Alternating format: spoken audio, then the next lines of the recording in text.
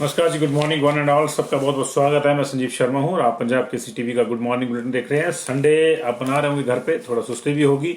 मौसम भी उस तरह का बना हुआ है क्योंकि पूरे प्रदेश में बारिश और बर्फबारी का दौर शुरू हो गया है। अगले 6 दिनों तक यानी 12 मार्च तक अलर्ट दिया गया है कि प्रदेश में मौसम इसी तरह से बिगड़ा रहेगा और जो गर्मी लग रहा था आपको कि एकदम से हो गई है, वो थोड़ी शांत होगी। आज सुबह से ही रोहतांग समेत तमाम जो जनजातीय क्षेत्र है वहां हल्के से मध्यम हिमपात हो रहा है। ऑरेंज अलर्ट जारी किया गया है मौसम विभाग की ओर से। ऊंचे पर्वतीय इलाकों में जो भारी बर्फबारी और बारिश का अलर्ट माना जाता है। मध्यम ऊंचाई वाले जो क्षेत्र हैं वहां पे बारिश और मैदानी क्षेत्रों में भी छुटपुट बारिश और तूफान का अलर्ट जारी किया गया है। तो मौसम के लिहाज से आप थोड़ी एहतियात रखें, लेकिन बारिश बहुत ज्यादा जरूरी है, खासतौर से जो लोअर एरियाज है हमारे, जहां रबी की फसल, गेहूं की फसल बीजी हुई है, वहां पीला रतुआ अपने फुल स्विंग पे है। 70% के आसपास मैक्सिमम जो मैदानी क्षेत्र हैं, ऊना, बिलासपुर, हमीरपुर, ये कांगड़ा के निचले इलाके, वहां पे 70% तक डिस्ट्रॉय हो चुकी है फसल गेहूं की कहीं कहीं। तो ये अगर बारिश नहीं होती है तो बड़ी दिक्कत थी। तो बारिश होनी चाहिए। अभी उतनी बारिश नहीं हुई है। रात से बारिश का दौर शुरू हुआ है लोअर हिमाचल में, लेकिन उतनी बारिश नहीं हुई है जितनी चाहिए गेहूं की फसल के लिए। तो ऊपरी इलाकों वाले थोड़े ध्यान रखें, वहां बर्फबारी हो सकती है। बर्फबारी में जो है आप थोड़ा परेशानी आपको आ सकती है, लेकिन निचले इलाकों में लोग ये परेशानी झेलने को तैयार हैं कि यहाँ तो बर्फ ही गिर जाए तब भी कोई दिक्कत नहीं है। कम से कम सिंचाई और पेयजल योजनाएं जो है वो तो दुरुस्त हो जाएंगी और खेतों में फसल जो है वो भी थोड़ी जो मुरझा रही है उसको भी थोड़ा जीवन मिल जाएगा।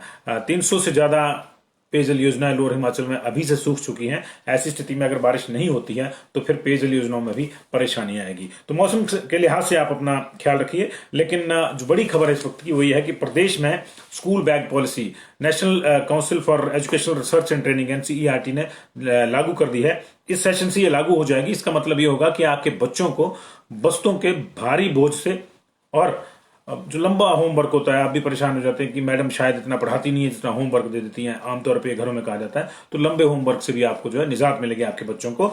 ये तय हो जाएगा ये इसी सेशन से लागू होनी है स्कूल बैग पॉलिसी जो है, और उसके मुताबिक बच्चे के भार का 10% ही बस्ता हो सकता है। ये एक नॉर्मल फॉर्मूला निकाला गया है। हालांकि कुछ बच्चों का भार ज्यादा भी होता है, कुछ का कम भी होता है। इसका मतलब ये नहीं कि एक ही क्लास में किसी का बैग 3 किलो का और दूसरे का 5 का हो। ये उसकी सेहत वाला मामला हो सकता है, लेकिन ओवरऑल जो है एक सामान्य फार्मूला इसको माना जाता है और ये विदेशों में भी लागू है। इसको यहां लागू कर दिया गया है। वैसे अगर बात करें तो कुछ सीमा तय कर दी गई है। बच्चों को दूसरी कक्षा तक कोई होमवर्क नहीं दिया जाएगा। तीसरी से छठी कक्षा के लिए सप्ताह में 2 घंटे का होमवर्क दिया जाएगा और छठी से 8वीं कक्षा के लिए प्रतिदिन 1 घंटे से ज्यादा का होमवर्क नहीं होगा, 1 घंटे तक का ही होमवर्क होगा। और 9th से 12th के लिए डेली 2 घंटे से ऊपर का होमवर्क नहीं होगा। मतलब अगर आपका बच्चा 9वीं से 12वीं के बीच में पढ़ता है तो होमवर्क उसको इतना मिलेगा कि उसको 2 घंटे से ज्यादा समय नहीं लगेगा। क्योंकि फिर अगर बच्चा होमवर्क ही करता रहेगा तो रात को सोएगा कब, सुबह उठेगा कब, स्कूल जाएगा कब। तो ये फिर सारी चीजें जो है हफ्ते 10 दिन तो बच्चा वीर कर लेगा, लेकिन उसके बाद फटीग आ जाएगा, जिसको कहते हैं थकान आ जाएगी और फिर वो नीरसता उसके मन में आ जाएगी। तो ये नई नीति लागू हो रही है। 30% माफ कीजिएगा 10% बच्चे के भार का जो है बस्ता होना चाहिए, इससे ज्यादा नहीं होना चाहिए। यानी कि बच्चे का 10 किलो भार है, शुरुआती क्लासों में जो जाता है, जो बच्चा 10 किलो का है तो उसका 1 किलो से ऊपर का बस्ता नहीं होगा जी। ये तय कर दिया गया है। और इसी तरह से जो है वजन भी तय कर दिया गया है। पहली से बच्चों के बस्तों का वजन भी है, स्कूल में तोला भी जाएगा और प्रकाशकों को किताबें छापने के पीछे भी वजन जो है उसका छापना पड़ेगा। पहली कक्षा के छात्रों के लिए 3 किताबें होंगी जिनका वजन 1 किलो के आसपास होगा। 3 से ऊपर किताबें नहीं होंगी जी, 1 किलो के आसपास वजन होगा। और 12वीं की कुल 6 किताबें होंगी जिनका वजन 4 किलो से ऊपर नहीं होगा, यानी 5 किलो से कम और 4.25 किलो से ऊपर नहीं होगा। 4 किलो 182 ग्राम से ऊपर नहीं होगा। और बैगों में किताबों का वजन 500 ग्राम से 3.5 किलो के बीच में रहेगा और कापियों का वजन जो है 200 ग्राम से 2.5 किलो के बीच में ही रहेगा।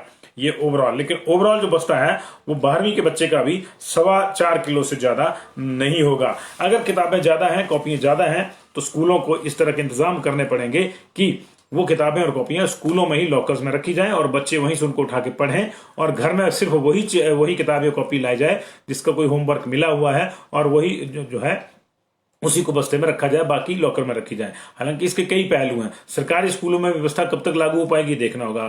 सरकारी स्कूलों में बस्तों का भार वैसे भी कम है। निजी स्कूलों में दूसरा पहलू जुड़ जाएगा। निजी स्कूलों में बस्ते भारी हैं, अब लॉकर की व्यवस्था हुई तो निजी स्कूलों का तो एक ही फंडा होता है, पैसे दो।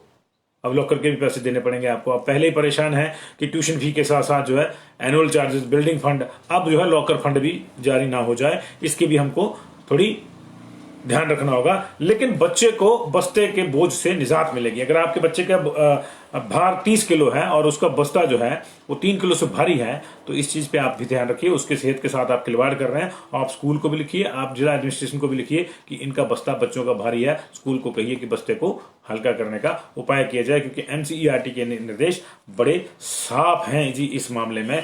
और ये थोड़ा मैंने जैसा आपको बताया कि पहली से दूसरी कक्षा तक जो है कोई होमवर्क नहीं होगा। पहली दूसरी वालों को कोई होमवर्क नहीं दिया जाएगा। तीसरी से छठी कक्षा के लिए 2 घंटे का सप्ताह में 2 घंटे का होमवर्क होगा। छठी से 8वीं के लिए रोजाना 1 घंटे का होगा और 9वीं से 12वीं के लिए 2 घंटे से ऊपर का होमवर्क नहीं होगा। ये इन चीजों को जो है ताकीद कर दिया गया, क्योंकि मैक्सिमम प्रॉब्लम यही है कि एक तो बस्ता भारी है बच्चे का, अपने से ज्यादा उकड़ू होकर जाता है बस्ता उठा के बड़ी मुश्किल से। और फिर अगर स्कूल बसें भी लगी हैं तो उतने बच्चे नहीं होते जितने बस्ते जगह घेर लेते हैं।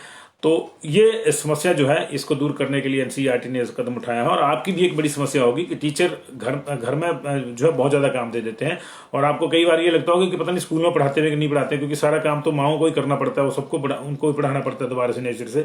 तो उससे भी थोड़ी निजात मिलेगी, लेकिन कैसे मिलेगी? जब आप जागरूक होंगे तब मिलेगी। अगली खबर का रुख करते हैं जी। कोविड के केसेस लगातार पूरे देश में बढ़ रहे हैं और ऐसी स्थिति में जो है कई नए मामले भी कई नए प्रावधान भी सामने आ रहे हैं। देश में लगातार मामले बढ़ते जा रहे हैं। महाराष्ट्र के बाद अब दिल्ली में कोविड ने थोड़ी रफ्तार पकड़ी है। यहाँ लगातार पिछले 3 दिन से 300 से ज्यादा केसेस आ रहे हैं, जो चिंता में डाले हुए हैं सबको, क्योंकि दिल्ली देश की राजधानी है। हालांकि बड़े सख्त प्रावधान दिल्ली ने पहले ही कर दिए थे। 27 फरवरी से 15 मार्च तक 5 राज्यों महाराष्ट्र, केरल, छत्तीसगढ़, एमपी और पंजाब के लोगों के लिए वहां कोविड रिपोर्ट के साथ ही एंट्री है, लेकिन इसका भी फर्क नहीं पड़ रहा है और यहाँ केसेस बढ़ रहे हैं। और दूसरी तरफ पंजाब में भी केसेस लगातार बढ़ रहे हैं। पंजाब में भी केसेस का जो एवरेज है वो 800 से ऊपर चला गया। पहले 600 था, ये पहले 600 था 2 हफ्ते पहले, फिर ये 700 हुआ और ये 800 चला गया। पिछले कल 880 केसेस पंजाब में आए हैं। तो इन तमाम और बाकी राज्यों में बढ़ रहे हैं, मध्य प्रदेश में बढ़ रहे हैं, तमाम राज्यों में बढ़ रहे हैं। और ये जो है 15 राज्यों में ज्यादा प्रभाव इसका है। देश के 15 राज्यों और केंद्र शासित प्रदेशों में इसका ज्यादा प्रभाव है। उसको लेकर अलर्ट भी जारी हो रहे हैं। केंद्र की टीम महाराष्ट्र और पंजाब का दौरा कर रही है, जिसमें तमाम फील्ड्स के एक्सपर्ट्स होंगे, मेडिकल एक्सपर्ट्स होंगे, प्रशासनिक लोग होंगे उसमें, और वो देखेंगे कि ऐसा क्यों हो रहा है, क्यों नहीं हो रहा है। लेकिन 8 राज्यों को, जिनमें उत्तराखंड भी शामिल है और केरल भी शामिल है, पंजाब, हमारा महाराष्ट्र तो है ही, इनको ताकीद भी करी है केंद्र ने। लेकिन हिमाचल भी उसमें है। सबसे बड़ी बात है कि हिमाचल प्रदेश को भी केंद्र ने ताकीद करी है कि वो अपने यहाँ टेस्टिंग बढ़ाए, ट्रेसिंग बढ़ाए और ट्रीटमेंट, ये 3-3-3 का फार्मूला दिया है। पिछले कल ये आदेश आए हैं हिमाचल प्रदेश को कि टेस्टिंग बढ़ाई जाए। लेकिन हिमाचल प्रदेश में समस्या यह है कि टेस्टिंग तो पिछले कई दिनों से औंधी पड़ी है। 50% टेस्टिंग हो रही है जनवरी के मुकाबले। जनवरी और दिसंबर में 10,000 का टारगेट था। फरवरी में ये टारगेट कभी पूरा ही नहीं हुआ। 5,000 से ऊपर केसेस नहीं होते हैं। किस दिन 6 हो जाते हैं बड़ी मुश्किल से, तो अगले दिन उतने ही 6 भी हो जाते हैं, तो 1,000 पेंडिंग रह जाता है उसमें से। तो ये समस्या चली हुई है हिमाचल प्रदेश में। लगातार हिमाचल प्रदेश में भी केसेस बढ़ रहे हैं। पहले अगर 6 दिन की बात करें तो अभी हमारे पास 429 नए केस आए हैं इसी महीने में और 141 ठीक हुए हैं। तो ले देके जो है 350 के आसपास नए एक्टिव केसेस 6 दिन के भीतर हमारे पास आए हैं। और हालांकि ये संस्थागत है, पूरे बिखरे हुए केसेस नहीं आ रहे हैं, संस्थागत केसेस आ रहे हैं। जैसे तिब्बतिन हैमलेट से ही, तिब्बतिन बस्ती से ही 150 केसेस आ गए, फिर कुछ नर्सिंग कॉलेजेस से केस आ गए, बड़ू साहब के कॉलेजेस से केस आ रहे हैं और 1.5 दर्जन भर केस जो है वो इंदौरा के कॉलेज से आ गए। तो ये संस्थागत है, लेकिन चिंता जरूर पैदा करता है। ये चिंता जरूर पैदा करता है, इसलिए ये परेशानियां जो हैं लगातार बनी हुई हैं और इन परेशानियों के मद्देनजर केंद्र ने ये आदेश दिए हैं। लेकिन अगर पिछले 24 घंटे की बात करें तो देश में 18,684 लोगों की कोरोना रिपोर्ट पॉजिटिव आई है, 14,338 रिकवर हुआ और 98 की मौत हुई है। तो ये देखिए, फिर इसके बावजूद 3,000 से ज्यादा, 3,500 से ज्यादा केसेस जो हैं वो बढ़ गए हैं। अगर बात हम केसेस के एक्टिव केसेस करें तो इस समय महाराष्ट्र में 92,897 लगभग 1 लाख एक्टिव केसेज हो गए हैं बढ़कर। केरल में 42,817 हैं। पंजाब में 7,164 हो गए हैं टोटल एक्टिव केसेज, जो 500-600 रह गए थे यहाँ पे। कर्नाटक में 6,594 हो गए हैं। तमिलनाडु में 3952। मध्य प्रदेश में भी 3,000 से क्रॉस हो गए, 3213। पश्चिम बंगाल में 3213 है और गुजरात में 3,025। तो ये जो है 1 2 3 4 5 6 7 8 ये जो राज्य हैं यहाँ पे ज्यादा प्रभाव देखा जा रहा है। लेकिन ऐसा नहीं है कि बाकी जगहों पे नहीं है। चंडीगढ़ में भी केसेस बढ़ रहे हैं, हरियाणा में भी कल 200 केसेस आए हैं, हिमाचल प्रदेश में भी लगातार केसेस बढ़ रहे हैं। हालांकि पिछले कल राहत थी, पिछले कल बराबर मामला था, जितने केस आए उतने लोग ठीक होके गए हैं, लेकिन कुछ दिनों से ये केसेस बढ़ रहे हैं यहाँ पे। तो इसको लेकर सतर्क रहने को कहा गया है। लेकिन पंजाब में जरूर, जलंधर में नाइट कर्फ्यू लागू कर दिया गया है रात के 11 बजे से लेकर सुबह के 5 बजे तक। कितना प्रभावी होता है, नहीं कितना, इस पे बहस हो सकती है। लेकिन प्रावधान इसलिए किए जा रहे हैं कि सारी जो चीजें हैं वो एक तरह से व्यवस्था में आ जाए। तो ये कोविड की खबर थी इसके अलावा। लेकिन इसी बीच में दिल्ली में हालांकि केसेस बढ़ रहे हैं, लेकिन सुप्रीम कोर्ट के 15 तारीख से सुनवाई शुरू हो जाएगी। वर्चुअल हो रही थी अब तक, एक्चुअल भी हो जाएगी। वर्चुअल के बाद अब एक्चुअल भी शुरू होगी। कोर्ट रूम में भी सुनवाई 15 तारीख से शुरू हो जाएगी दिल्ली में। ये फैसला सुप्रीम कोर्ट ने ले लिया है। और दूसरी जो इंटरनेशनल खबर है कि इमरान खान बच गए हैं। उन्होंने विश्वास मत लेना था नेशनल असेंबली में और उनको 178 वोट हासिल हुए हैं। 342 की टोटल नेशनल असेंबली है, 172 का 50% मार्क है, उनको 178 वोट पड़े हैं। तो फिलहाल उनकी सरकार बच गई है। ऐसे कई कयास लग रहे थे कि अब गई। ये सियासी घमासान सब जगह मचा हुआ है। आज सुपर संडे है बंगाल में सियासत का। प्रधानमंत्री नरेंद्र मोदी वहां रैलियां करेंगे। मिथुन चक्रवर्ती ज्वाइन करेंगे। दिनेश त्रिवेदी टीएमसी के सांसद वो पहले कर गए। मिथुन चक्रवर्ती भी सांसद रह चुके हैं टीएमसी के खाते से, अब वो ज्वाइन करेंगे। बड़ी बड़ी हस्तियों को एक दूसरे के यहां से खींचने का क्रम वहां जारी है। टिकटें भी जारी हो रही हैं, कुछ की कट गई हैं, कुछ की कटनी है। टीएमसी ने सबसे पहले सारी टिकटें 2 को छोड़ के सारी फाइनल कर दी है। 292 टिकटें जो है उन्होंने फाइनल कर दी। 294 का टोटल वहां पे हाउस है। तो ये लगातार धींगा मुश्ती सियासी खींचतान जारी है। असम और बंगाल इन चुनावों में सबसे बड़ा केंद्र है आकर्षण का। वहां देखना होगा। असम में बीजेपी की सरकार है। सर्बानंद सोनोवाल फिर से मैंडेट लेने की कोशिश कर रहे हैं और टीएमसी को हटाकर बीजेपी वहां सत्ता में आने की कोशिश कर रही है। किससे कितनी कामयाबी होती है ये देखना होगा। इन कोशिशों का आधार लोकसभा के चुनाव है, जहां बीजेपी को अच्छी बढ़त मिली थी। लेकिन अगर बात करें तो 294 में से 200 से ज्यादा सीटें अभी भी टीएमसी के पास इस वक्त मौजूदा विधानसभा में है। देखना होगा कितनी कम हो पाती है, कितनी नहीं हो पाती है, क्योंकि एक टफ टास्क है यहाँ पे ये देखा जाए तो इस लिहाज से। और अभी बाकी अगर खबरों की बात करें तो बजट को लेकर भी किचकिच शुरू हो गई है। बजट कल लंबा चौड़ा आया था। बजट में कई लोगों को जो है प्रावधान किए गए थे सरकार की ओर से। खासतौर से आंगनवाड़ी वर्कर्स की हम बात करें, मिनी आंगनवाड़ी कार्यकर्ताओं की बात करें तो सबकी जो 3-5 आंगनवाड़ी वर्कर्स की तनख्वाह 500 रुपये बढ़ाई थी। जो कर्मी है सहायक की आंगनवाड़ी सहायक के 300 रुपये बढ़ाई थी। उनकी आशा वर्कर की 750 बढ़ाई थी। पंचायत चौकीदार की 300, सिलाई शिक्षक की 300, जलवाहक विभाग की 300, वाटर गार्ड की 300, पैराफिटर पंप ऑपरेटर की 300 रुपये बढ़ गई। मिड डे मील वर्कर की भी 300 रुपये बढ़ गई। राजस्व चौकीदार की 300 बढ़ गई। नंबरदार की 300 बढ़ गई। IT शिक्षक जो आउटसोर्स पे उनकी 500 बढ़ गई। और जो अनुबंध आधार पर डॉक्टर रखे गए हैं उनकी 5,000 रुपये तनख्वाह बढ़ गई। तनख्वाहें सबकी बढ़ी है। सबको खुश करने की कोशिश करी है जयराम ठाकुर ने, लेकिन कुछ वर्ग अभी भी खुश नहीं है। कुछ इफ्स एंड बट्स आ रहे हैं बजट पे। और ये इनकी चर्चा इसलिए जरूरी है क्योंकि ये अभी बजट में संशोधन हो सकता है।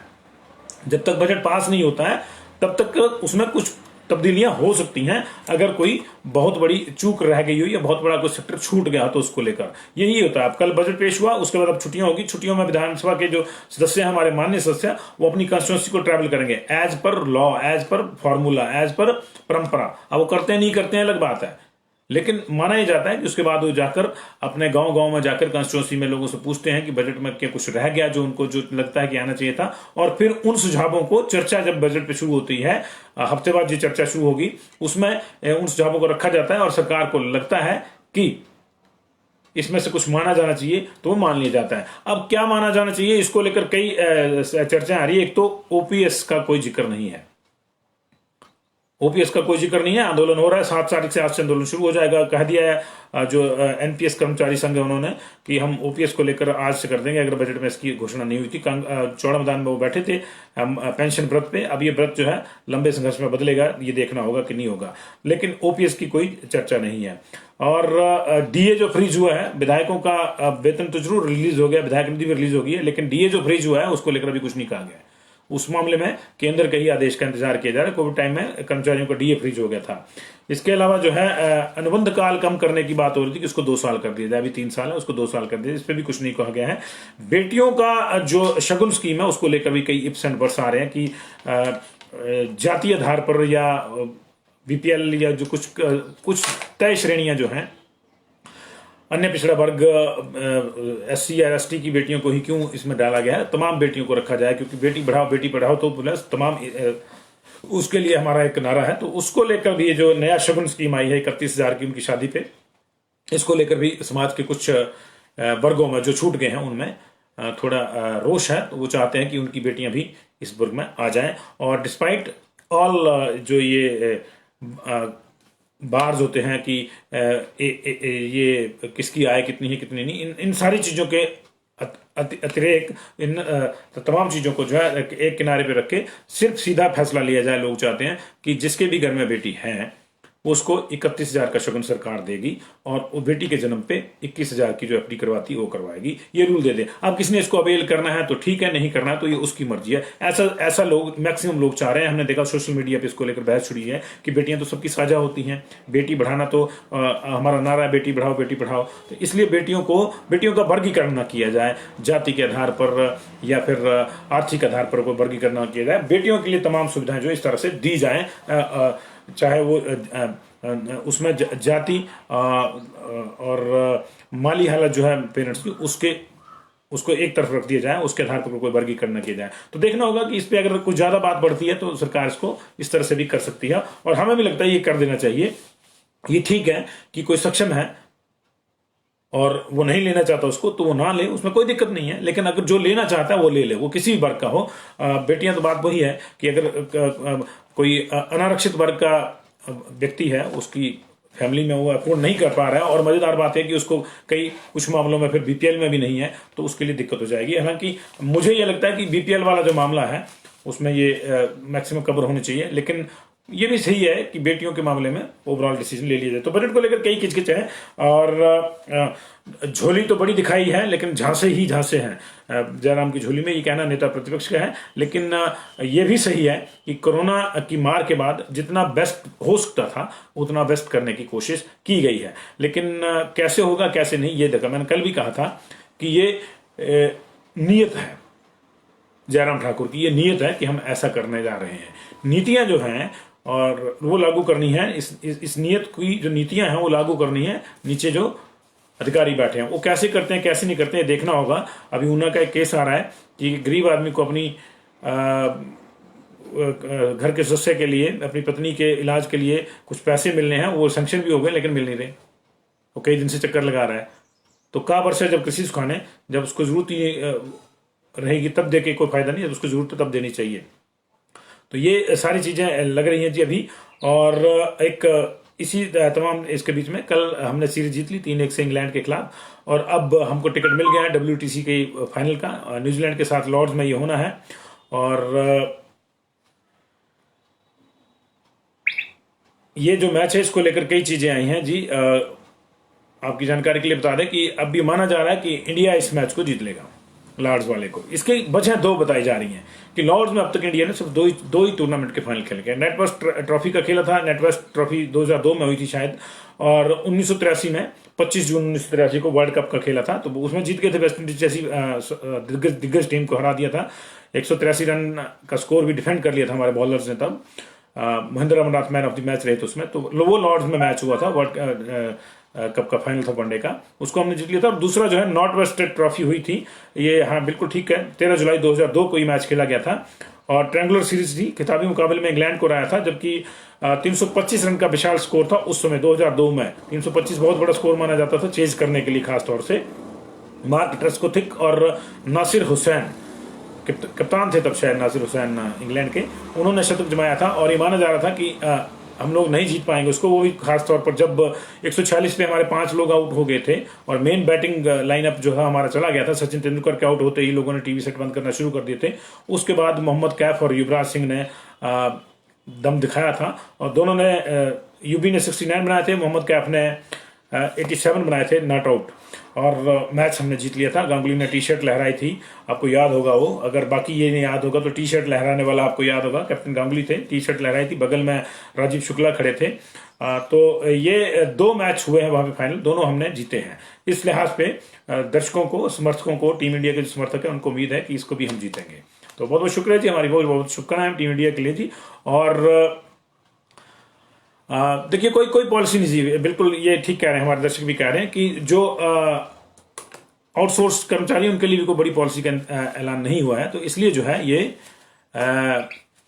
कई इफ्स एंड बट्स हैं अभी बजट पे आएंगे सामने, लेकिन वही है कि सरकार इसमें संशोधन कर सकती है, उसमें कुछ चीजों का समावेश हो सकता है, उसमें कोई दिक्कत नहीं है। मुख्यमंत्री इस मामले में सहृदय हैं, आम आदमी हैं और वो समझेंगे इस बात को, ये मुझे पूरा भरोसा है।